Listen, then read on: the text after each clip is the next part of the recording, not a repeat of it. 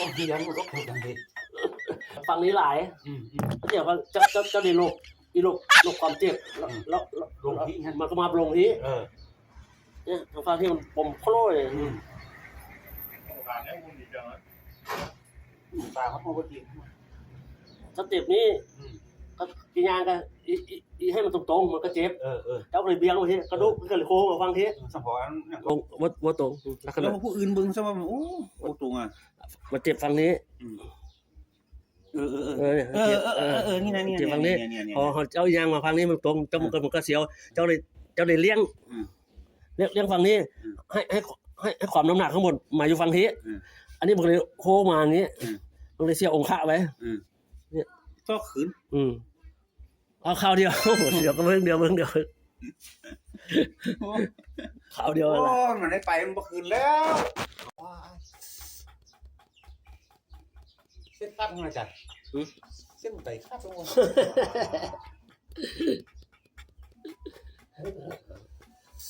โอ้ย ไฟลุกไหมลุกเป็นไรกันเลย โอ้ย เส้นนี่จากก็จากปวด ปวดอย่างเซฟละใช่ไหม แซ่บปวด เซฟอ่ะ แล้วอีกข้อประมาณมันเจ็บประมาณ5 ทีแล้วกลับมารอบ2รอบ3นี้เจ้าเคยเสาเจ็บไปซิเนี่ย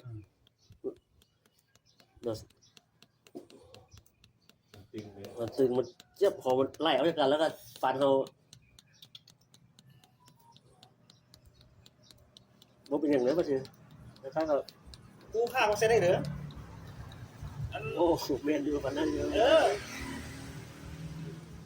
บอกไงเนี่ย มากลัวทำไมน้อย เนี่ย กลางที่มันโคตรนะฮะ แล้วมันเนี่ยที่มันเจ็บนี่แล้วมันเจ้าคำพามันต้องมาที่เพราะว่าเจ้าไทยมาตรงมานี่มาเจ็บแล้วก็เอียงไปหุ้นแล้วนี่มันก็เริ่มอยู่เข้าไปแล้วเห็นป่ะที่บักไง บางครั้งมันบวม บวมบักไงจับแล้วโอ้อันเนี้ยพอกันเลยเนี่ยลักษณะเดียวกันแล้วก็ได้150,000ดิ